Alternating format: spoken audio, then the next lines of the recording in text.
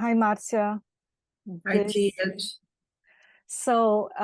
well, I'm going to start by introducing myself. My name is Jojima. I am an art historian and curator based in New York. And today I want to have a conversation with Marcia Grostein, who is a Brazilian artist based in New York. And her practice is very multimedia, includes painting, sculpture, jewelry making, photography, video. And Marcia just had a solo show at Hutchinson Modern and Contemporary, and the show is titled Excursions, which is something, it's a funny name. We can talk about that also later. And in this show, she exhibited a selection of paintings, sculptures, and photographs. So my idea for this is to have a very informal conversation with you. I structured this in kind of 4 parts: formative years. We can talk about how you started making art, where you were born, etc. And then we can talk about your painting practice, your sculptural practice, and then how finally everything, how this is tied to the concept of the body, which is something that I think I see in your work that is something that is very important to your practice. So should we start? Yeah, sure. Yeah, okay. Go ahead. I'm going to share my screen to start. Yes, so let's start from the beginning. Okay. I would love if you could talk about a little bit about like where you were born and how you started making art, and I know that you also practice dance too. If you could talk a little bit about that. Sure. Well, this picture's a funny picture. Me in Guarujá. I'm sure you know this place. And actually, probably the happiest years of your lives. If someone like that age, no questions about anything. Anyway, I start doing art like, no, first of all, I was a ballet dancer. And, but very young, before being a ballet dancer and everything, I already studying ballet. But I used to go to an aunt of mine, Mary Cooperman, which used to be an artist herself and pianist. And one day I found a book about Modigliani and completely became fascinated about it. And she gave me those notebooks for me to do drawings, child play. And all I could do in that time was copy the necks of Modigliani. I wouldn't put any face, I wouldn't put anything. So it was quite weird, a young girl. And my aunt was asking, no, put some eyes, some mouths or something. I would. It was like obsessive copying his necks. The reason I'm saying that later on, we're going to understand why that reflects in my art without I had no knowledge. Ah, okay. Yeah. And so and how old were you when you started doing these Modigliani copies? I don't remember, but I was already dancing in ballet. Ballet was my passion. I would go very bad in school because all I wanted to do is to dance, go back home and train, and all was about dance. To become a ballet dancer. And this practice was like classic. But mine was more serious than what I saw, what my parents saw. Mm-hmm. And probably I was around 5, 6, who knows, around that. That time there was a school, very good school called Titi Boderheim. It was very known in São Paulo. We always started with her. But then later on, I went to the Escola Municipal de São Paulo and continued studying there. And I was very young. I was already assistant professor of Marilena Alsaldi. Was a major teacher there. She even got to the Bolshoi and all that kind of stuff. Mm-hmm. So, there was another teacher, Josilian, who was my teacher as well, and they were very devoted to me in a way. They saw that I had some talent, maybe, and they were very much onto me during that time when I was Escola Municipal. And how many years did you practice? Like how for how many years? I practiced from 4 to 17. Oh, wow. Mm-hmm. Yeah, but 16, 17, something like that. I'm not so sure. And I remember when I was 16 or 17, those teachers, both of them, told my parents that I had nothing else to do in that school. I should go to Europe to improve my. In Brazil at that time, they were the most advanced. Mm-hmm. So they saw that I should go somewhere else. Of course, my father said my daughter's not going to be just a ballet dancer. At that time, and with that time also, on my age, I couldn't support myself. I said, okay, I go. It was very different then. And then I quit ballet. And then what's happened? Let me see here. Eventually you started painting, right? And no, then I went to EAD. Even before that, I went to EAD. I was already dancing, but I went to EAD. It was a school in Brazil, the Institute of Art and Design, that was founded by Italo Bianchi, who was a very, very interesting man. It was kind of being in a collegial, how you said that, high school. High school. Yes, before college. And that was what really opens my head, my mind about art and design and all that. The teacher himself was fascinated, and he had very, very major arts in Brazil, went to Escola Brazil, no, this one, which now became a university, became something else, but at that time they opened in 59, and I went there probably in 64. Mm-hmm. So that was the place really opened my mind that I wanted to be an artist. Yeah, and there you learned how to draw, paint. Yeah, like to draw. Not much painting. There was no painting there, but it was a lot of drawings. Was architecture, a lot of architecture drawings, all this kind of things. Design was at the beginning of the industrial design. Like people start knowing what is in Brazil industrial design. Yeah. Was a really, really major, interesting school. And then from there, I went to London. That was 69, yeah. That's when I went to London. In 1969, right? Yeah, you went to the Royal College? Yeah, I went to the Royal College. And unfortunately, I had to come back in 1970 when my mother passed away. Uh-huh.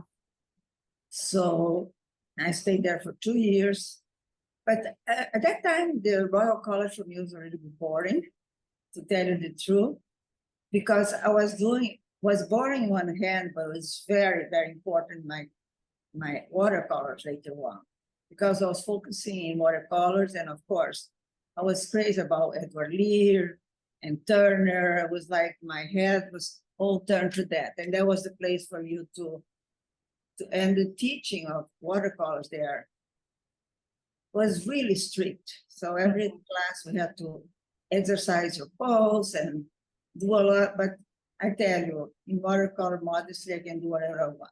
Okay. I haven't been doing lately, but I used to do a lot of watercolors, and it was one of my majors. So this means that at EAD and at the Royal College, you had a very kind of traditional, kind of conservative art training. That no, was not very in much EAD. not in EAD. Okay. Was in the Royal College. The Royal College, yeah. Very much focused on materials and media. Yeah, drawings we had to do like very conservative. I was after EAD, I wasn't so ready for so conservative stuff. I was, my mind wouldn't go somewhere else. But nevertheless, I'm very thankful for that, because the watercolor is the most important thing. And there is nothing like England for watercolor. So Americans in that sense mix watercolors with gouache. I don't know. Watercolor is a very pure and the most difficult medium for me. And I think it's not in fashion now, it's not, but it's a very important. Yeah. So that's why. And coming back from the Royal College, there was Escola Brazil 2 Dutch in São Paulo. Was a very cutting edge school. Teachers were José Rezende, Carlos Fajardo, Baravelli, and what's his name? Oh my God, I forgot his name.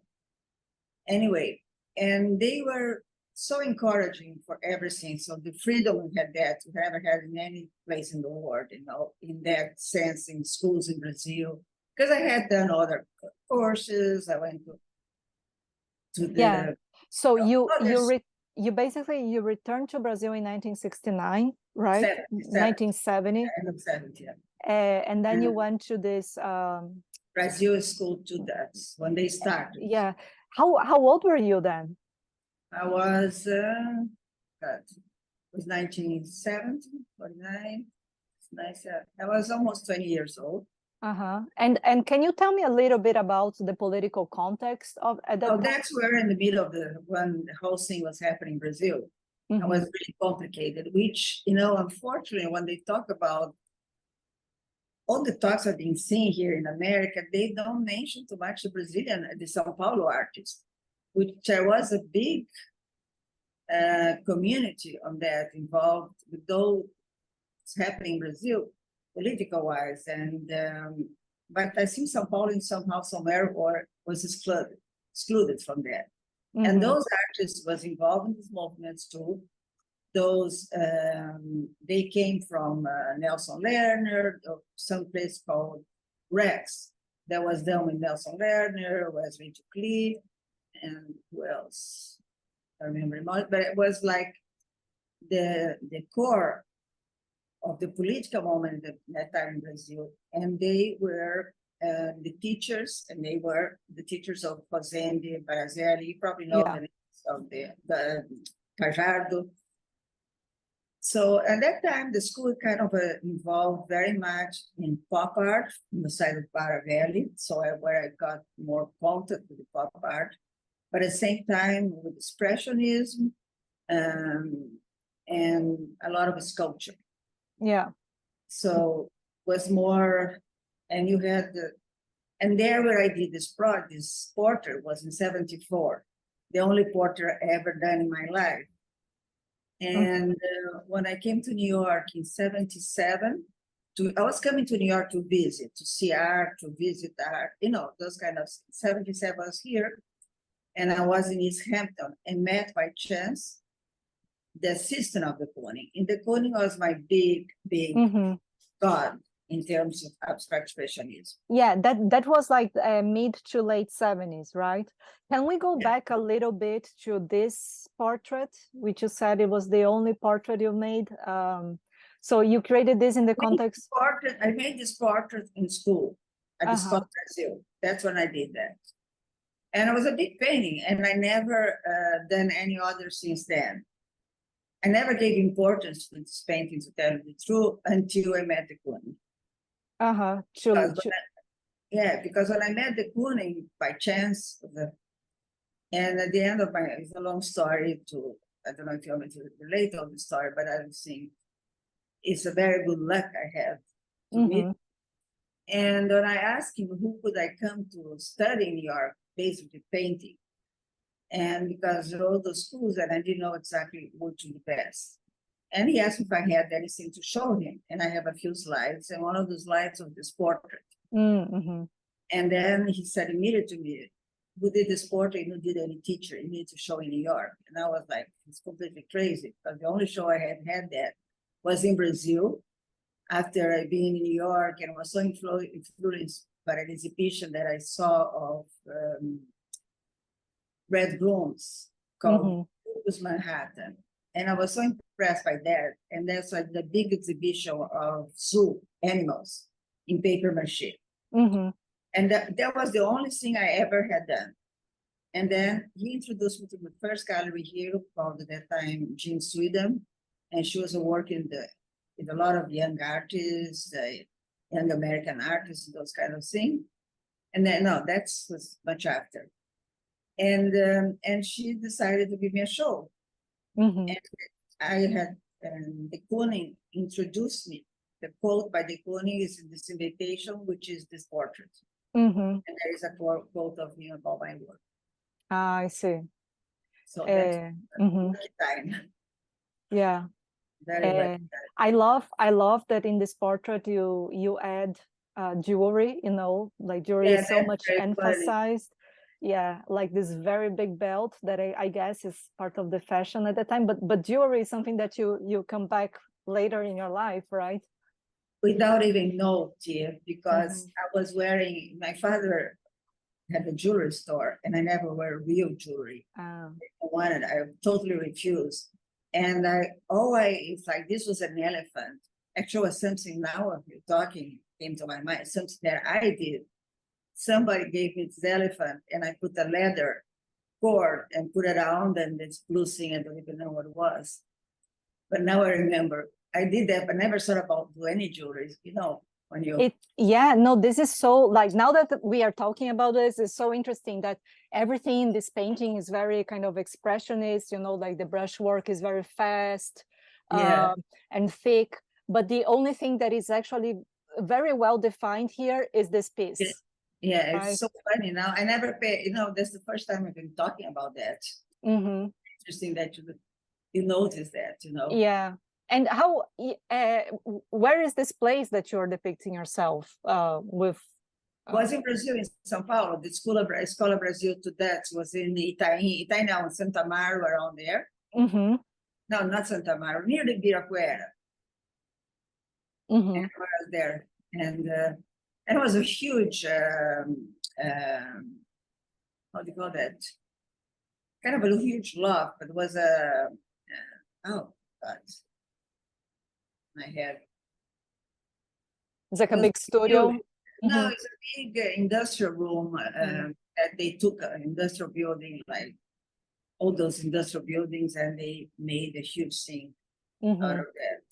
Yeah. Yeah, it's So really everybody interesting. studied there. It was very nice. Everybody was very friendly. We all stayed there after hours talking, and was communication at that time. Yeah.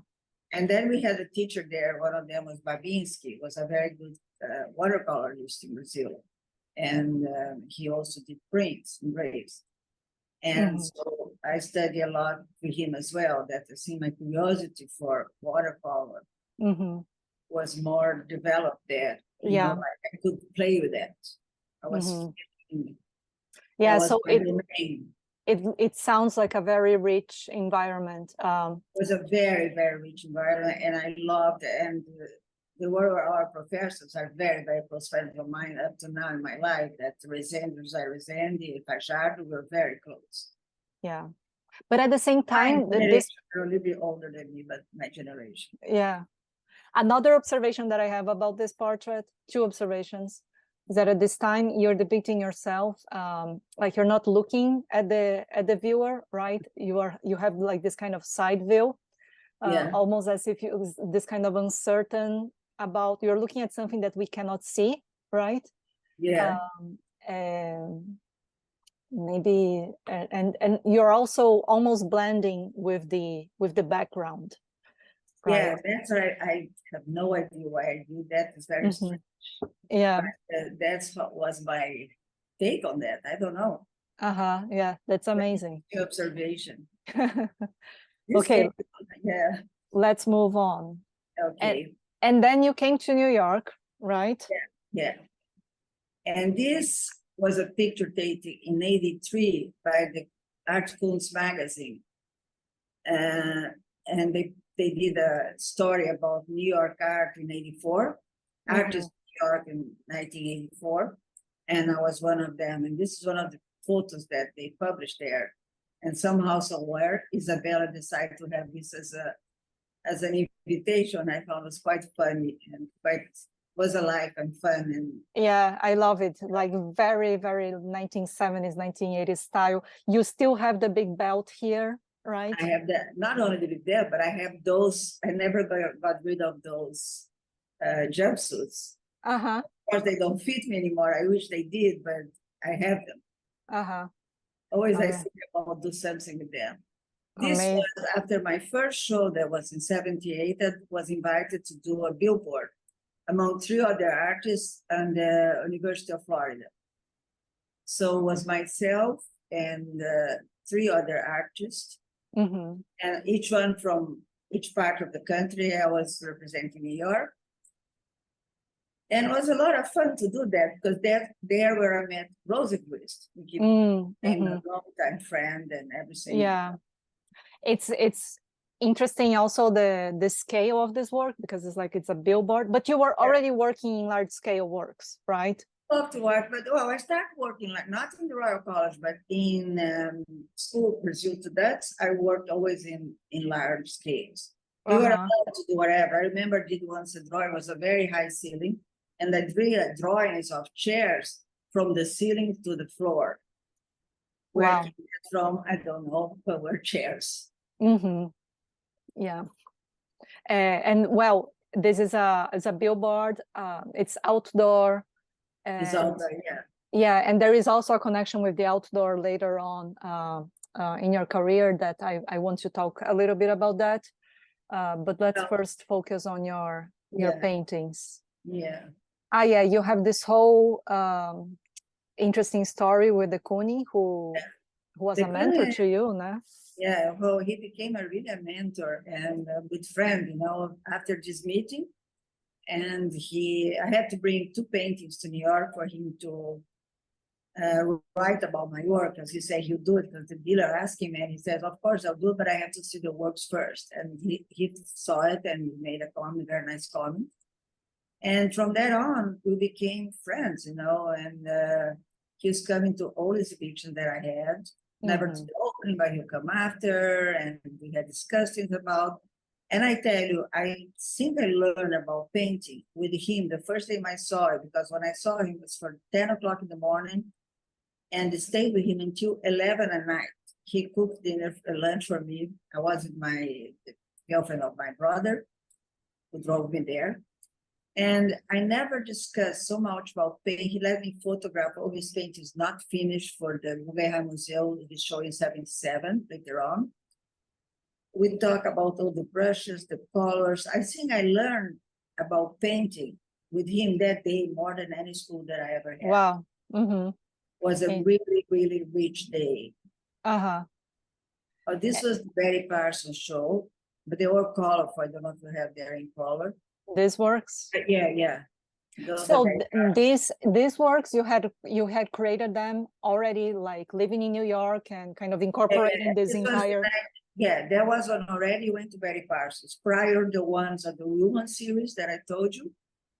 And this I was working was 6 or 7 paintings of this series. This was the exhibition Together in Color, which I never understood how Betty wants to put the 2 and 2 together.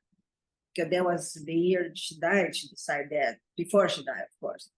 And then when I saw the exhibition, really had to it's not a shocking, you know, because I saw this be completely shocking exhibition. And it was very interesting to see it. Yeah. How he and these are very large scale too, right? Yeah. And so you were talking about this one on the right, which is in your apartment currently, right? Yeah, it's there, but I can try to even show it. And this is a person, so that's just a piece. It's hard to see from here. It's very big. And this is what I write here. Everything is about Cooper. All they talk about Cooper, you know, like now is jogging, you know, that was Cooper. And I was my head was, I can't stand this Cooper anymore. Everything was Cooper. And suddenly when I saw it, I was doing that, you know, didn't know what I usually start with the core. My work, I don't draw before the painting. I don't do anything like that. I go straight to the main point, which is the core of the painting. And then from there I go on. And of course, the core on this was this running man. And for me, so you create the work directly on the canvas with no preliminary drawings? No. I cannot. If I draw something, I feel like become an illustration. Yeah. I work in an advertising company in Brazil, doing illustrations, and I also work for a newspaper as an illustrator. And anything have to do with illustration, give me the prints. I cannot. I cannot draw in a painting before I paint. Yeah, that's so interesting. I never done. Only for professional, like paid, you know, for jobs, Oh, etc. yeah, no, this is different. But Yeah. I don't do this kind of thing either, you know. Yeah. Commission paint if I can do what I want, but if I have to commission, ask me to do something, I won't do it. And the work on the left, what are these figures doing? Now, this was it was the time of Brazilian Carnival. Mm. So I thought it was interesting to see that we Brazilians, because also I was feeling the lack of vibration here. Mm-hmm. Now New York is very vibrant, but I was feeling always some kind of coldness relating to the human touch, and no, everybody extend your hand, nice to meet you, nice to see you. You know, it's always the same. And that bothers me so much that I say, okay, let's do carnival. Uh-huh. So these are people dancing. So dancing, exactly. Yeah. I gather proliferation of information need to start with the core, and is a process, natural process, you know, natural creation of things. Yeah, interesting. I wanted to talk to you a little bit about your chair. Like you have something with chairs, right? Yes. And tell me a little bit more about that, because they are recurrent in your practice, either in painting, also in sculpture, photography. I can't get rid of them. I don't know what it is. Like I'm also obsessed about the necks. I am about the chairs, because movement and body was always one of the things that catch my eyes, you know, if you're talking to me, the way you walk, I can suddenly get something out of that and become a chair. Just a movement that you have no idea that I did that, you know. So this particular painting, well, chairs has a long story, because my mother, it's a long story about my mother. It was something very painful to me. And she was a very intellectual woman, and ended up her life being watching soap opera in our library at home, which is, you cannot imagine this kind of woman watching soap opera, which is not very serious now, and all the things you see in television. It was really bad. And that was hurting me until she died. And I guess this stayed with me because she was always watching that in a period, a Baroque chair, a very big Baroque chair, her chair in the house. So that was her chair and nobody touched. So that's how it came.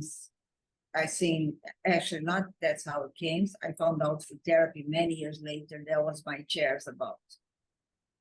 But I think I transformed them and simulate them with the combination of my dance, my movement. I'm always moving, you know, I cannot work. Like I'm doing one work, but suddenly I decided that next to me is something that attracted me to do a jewelry. I just go and do that and come back to this. It's like it's very difficult for me to have discipline. Yeah. It's really difficult. And so people complain a lot about that, but I can do 10 things at the same time and have nothing to do with anything, you know. Which is, people who work with me, interns, this painting is actually not finished painting. Yeah. But it's also like chairs. Yeah, that's why I put them together. This one that you see here, I showed the PS1. I had a big group for me with my chairs and sculptures also hanging from the ceiling. It was a very interesting show there. That was 81. And this here, that this next painting is now during the pandemic. The right part, where the eyes are and all that, I could never finish. When things start getting better, you could see the left side was like everything's much happier, alive, and so the right side I still haven't resolved, to tell you the truth. The other came with a crazy idea, but it's still there, hanging and not resolved. Yeah. I think there is this connection of the pandemic. Yeah, as something that is unresolved. Yeah, because what's happening is the pandemic was so. I was here, you know, and was difficult to live alone and live through that, totally isolated. And that was, I could never finish this painting, I think, because I lost a lot of friends too, you know. It was a very hard time for all of us. Yeah. And I guess yeah, it's interesting you say this now, because all of these chairs, they're not part of a whole, right? It's not like chairs around a dining table, right? They're like all isolated, and they are almost like bodies, you know. Yeah, and there came out a snake here that, you know, it's like poison, you know what I mean? Yeah. It's how we felt at that time. Everything was poison. You couldn't touch anything. You had to clean everything. Spray everything. It was crazy. Yeah. Oh, crazy. Unfortunately, all of us lived the same thing. But then when it started getting better, this whole vibrance came again, you know. Yeah. And of course, the chairs. Yeah, the chair again. Yeah, this is a print that I done in 1980. And then this is the first that he pulled out. I done at the LA with Maurice Sanchez.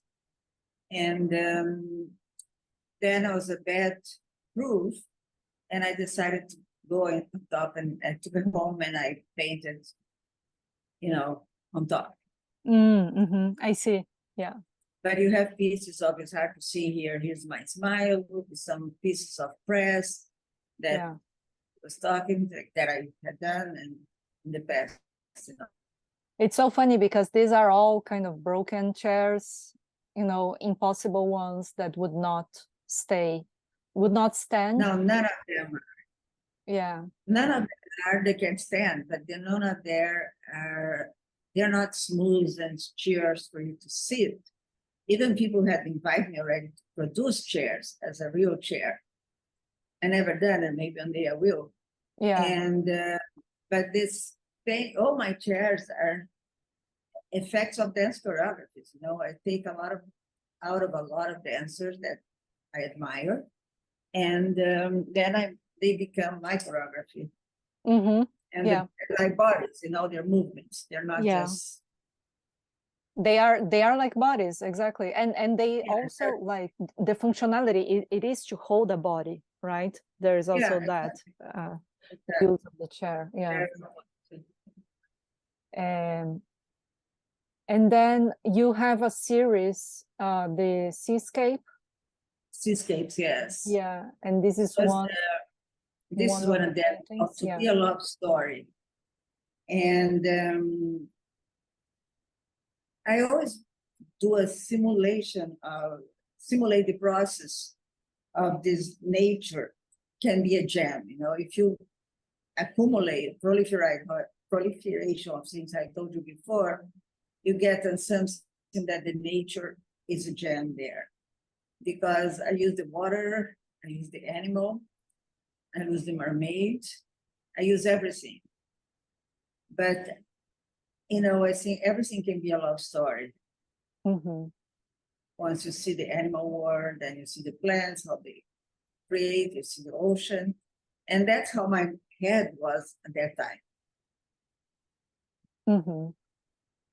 And it's funny because I the other day, one of my friends went to see the show, Brazilian, a boyfriend of a friend, I never met him before.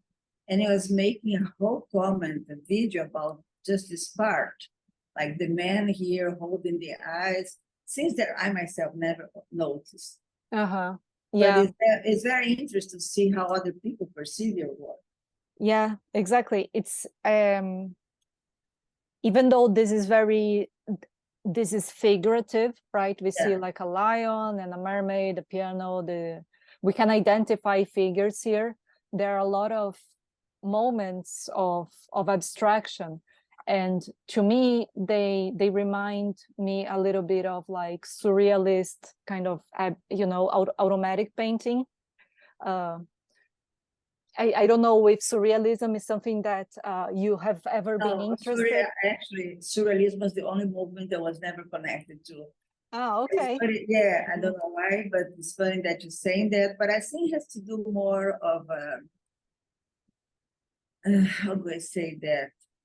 What I would see in nature, like my image and the movement, and so they all transform themselves. And this is not necessarily that figurative is the point of interest here. You know, it's a process to, I have a very big painting here who calls it Matisse in the Ocean, Crabs in the Sky, which is all based on the dancers of Matisse, that they have the MoMA and they have the other one in the Hermitage. And it's very funny because they're all seascapes as well. Mm-hmm. You have this picture there, but it's a very interesting painting of mine. Yeah, this one, you see, it's all seascapes, but there's all the movements. You can see the bodies, you can see the conversation, you can see everything that's going on there. Mm-hmm. That's Yes. static, you know. Mm-hmm.